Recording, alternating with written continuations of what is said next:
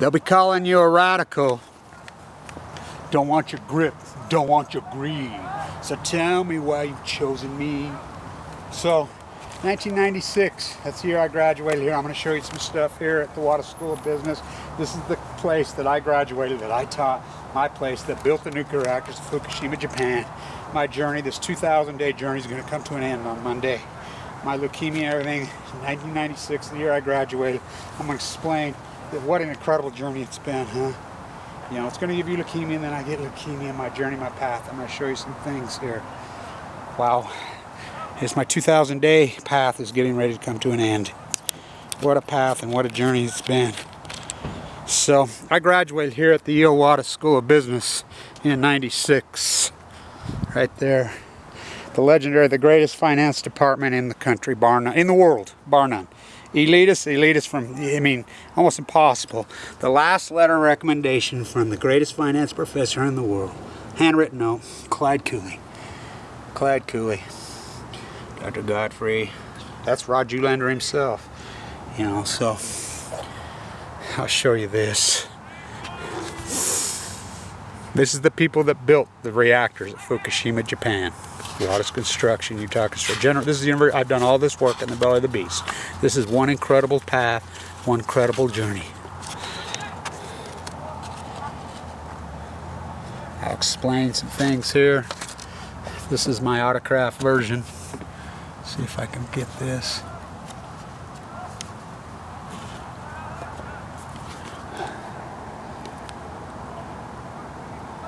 My autographed copy of, that's the Federal Reserve. I knew Mariner personally.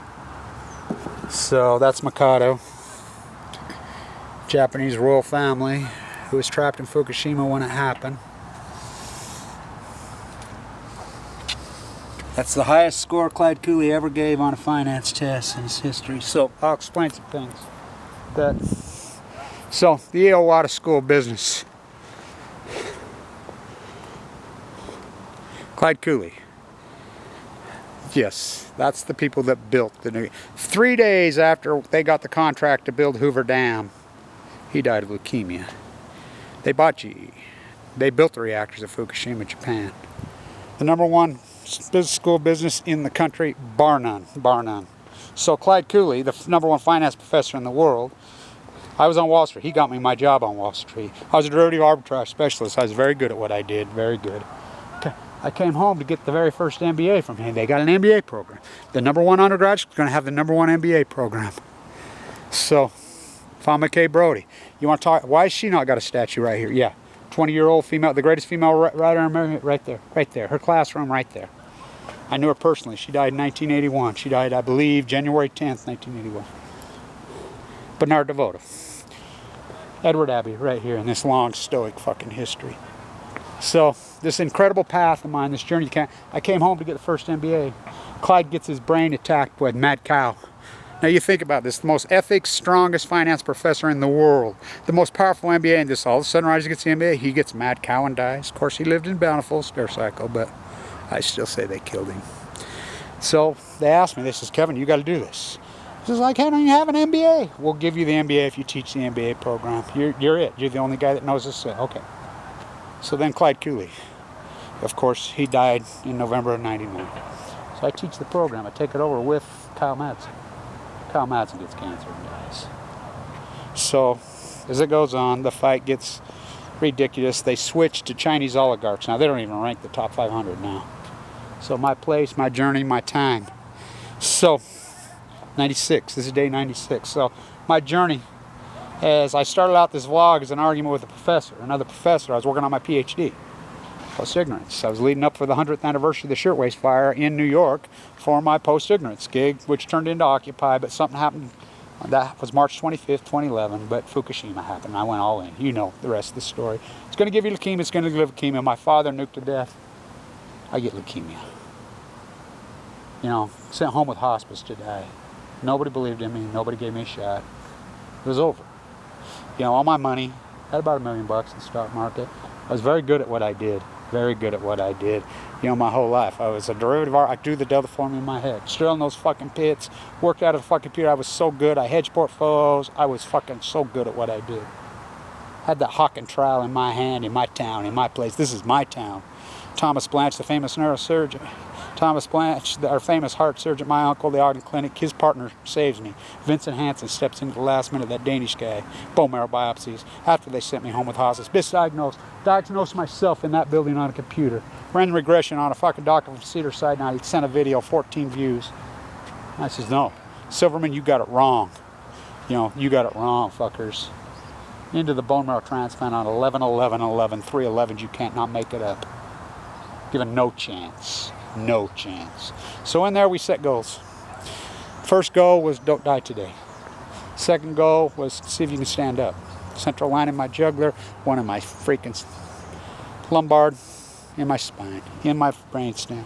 Heaviest chemo you can have, no shot, no shot. The only person they know of in the world that has survived OS de novo leukemia willingly without a bone marrow transplant. The only one on earth. The survival rate is pretty well 0, but Vincent Hansen believed me. So we set goals. Then it became a goal to actually eat something, then actually walk, then actually come out of the building, you know. But then we had 5-year goals. 5-year goals that went. This guy must be playing Pokemon, huh? Sorry for getting in your way. So, as we set the goals, I've been squarely focused 24/7. I mean, every single moment. This whole past started out as me, as an argument with another professor on my YouTube. I said, I can say what the fuck I want. It's been ruled. Look, this is the home of Bernard DeVoto. This is the home of fucking Fawn McKay Brodie. I knew her. This is the home of Ed Abby. Did all his work. I've done it in a long freaking jet. And you don't think they blackball people? Yeah, ask Fawn McKay Brodie, the greatest 20-year-old female professor, the greatest female writer. You see a statue of her here? She was a professor here. She went to the same high school as me. You know, my dissertation in the Water School, art school. They asked me one day, the plaster, I was the plaster. They says, we want you to do a dissertation on your freaking thing. And I says, how am I going to do a dissertation to you? How are you going to review me? I should be reviewing you. I forgot more by the time I was 16 than you'll ever know about a Hawking trial, Michelangelo. Kicked me out. So I walked right across here. The #1 MBA program, the #1 undergraduate program in the country. The last letter of recommendation that Clyde Cooley ever gave to Kevin Blanch. So I says, I can say what I want. I can say what I want. You know, and so that's how this started. Who knew I'd get leukemia? So the last goal was that Kevin Blanch, the last goal, my 2 little, I have all girls. My last goal was my 2 little grandsons were coming, my pair of 11s, the premonition. That's why he sent 2. God's going to take me this year. I'm like, don't die in 2011. Then I get leukemia in October. It's going to give you leukemia. It's going to give me, 3/11s happen. Then I go into the bone marrow transplant. Misdiagnosed, sent home with hospice to die. 0% chance. The last goal was to take my little, they're both named after me, Hudson and Atlee. Their both middle names are named after me. To their first day of kindergarten school. That's the final goal. I've had my mind focused 24/7, 100. I've never wavered. I've never, and as Vimbo Peterson will say to you, quote, Kevin, you're anti-nuclear, you're intense, radical fight, you're incredible. Don't you waver. Don't you waver till you hit that finish line. I've had this picture in my mind. I've been holding back the tears all week. So, Atlee, I took him back to school last night at that Leslie Hodson masterpiece as I hung from a rope and hand chiseled the 1905 Masonic Temple, Leslie Hodson's first. I saved it with my mind and I hand chiseled it. I hand chiseled it. The 1905 Masonic Temple, that masterpiece, the only other school, the one I grew up in. West Vermont, they tore it down. You watch me video that. The only one left is at Polk. You can't make it up. So this journey, I didn't know that will be Atlee's last day. That will be day 2000. You cannot make it up. What a journey. The journey's going to end. My life will change in my vlog, but I had a vision in my mind of me standing with Hudson at that elementary school in Kaysville. Me standing. That vision will come true tomorrow morning. His first day of school. I've been fighting back the tears all week. I can't tell you how emotional this has been. What a journey. So, Monday that will end. That will be day 2000 will be Monday. Who knew? At Polk Elementary, that Leslie Hodson masterpiece, little Atlee, I'll stand there with him and I'll reach that final goal. It's been an incredible fucking journey. Look where I've been, what I've done. And my anti-nuclear won't end. My path's journey, I may get my books written. I knew Mariner personally. The Federal Reserve is named after Mariner. Wow. I think he would be proud of me. I really do. I think my father would be. I know Clyde Cooley would be. I think he would hug me. You know, they ruined our school business. They destroyed us on this grand, beautiful, incredible fucking place. Chinese oligarchs now. It's going to give you food. These are the guys who built. They built. They bought General Electric. The WATERLOOs can kiss my ass. They bought it. They built. They bought GE. They're the board of directors. They built the reactors at Fukushima, Japan. The lawsuit at San Diego, oh yeah, that's why I'm such an integral part of that.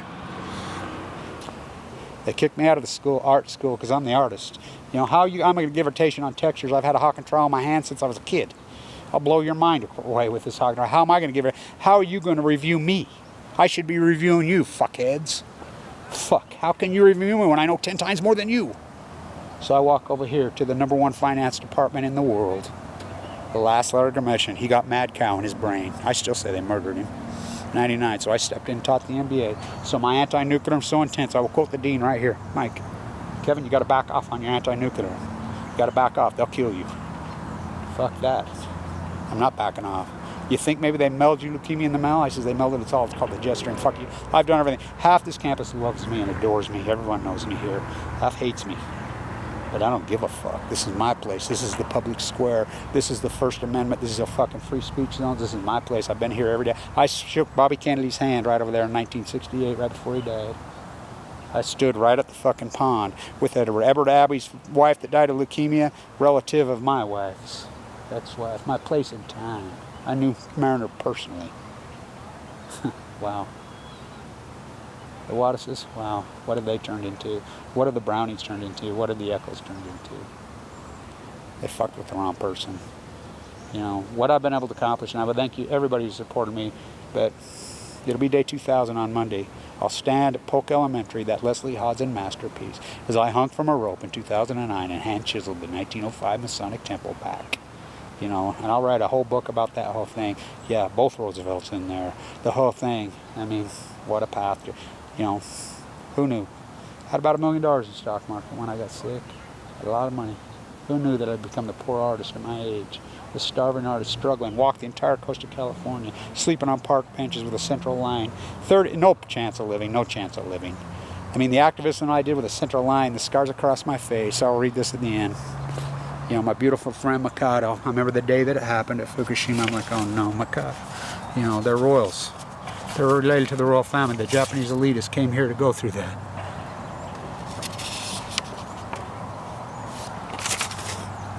Don't want your breath.